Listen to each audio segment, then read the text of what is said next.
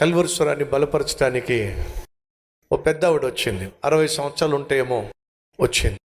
వచ్చి నా దగ్గర నిలబడినప్పుడు, నీ మెమోంటో ఇస్తున్నప్పుడు నన్ను పట్టుకొని ఎంత ఆప్యాయంగా నన్ను గట్టిగా పట్టేసుకుని, అయ్యా నా కొడుకు అయ్యా, తాగుబోతాడయ్యా, నాశనం అయిపోయాడయ్యా, ఆడైపోయాడయ్యా అయ్యా, కానీ నువ్వు చెప్పిన వాక్యం వల్ల వాడు బాగుపడ్డాడయ్యా, వాడు రక్షించబడ్డాడయ్యా అని చెప్పి వదిలిపెట్టదేమిటండి నన్ను. అలాగే పట్టుకుంటే మా వాళ్ళు సరేనమ్మా వెళ్ళమ్మా, వెనకాల చాలామంది ఉన్న లైన్లో. వదిలిపెట్టదేమిటండి కారణం తెలుసా? ఆ తల్లికి తెలుసు త్రాగుబోతు కొడుకు ఎంత నరకం చూపించాడో, ఎంత నరకం అనుభవించిందో.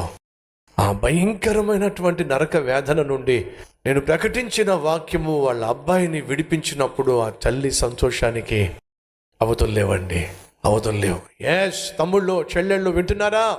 నువ్వు చేస్తున్న పాపిష్టి పని నుండి, కలిగి ఉన్న పాపిష్టి అలవాటు నుండి, ఏర్పరచుకున్న పాపిష్టి ప్రేమ బంధము నుండి నువ్వు విడుదల పొందుకున్నట్లయితే నీ జీవితానికి మాత్రమే కాదు సంతోషం, నీ జీవితంతో ముడిపడి ఉన్నటువంటి అమ్మా నాన్నల హృదయాలకు ఎంత సంతోషమో, ఎంత ఆనందమో.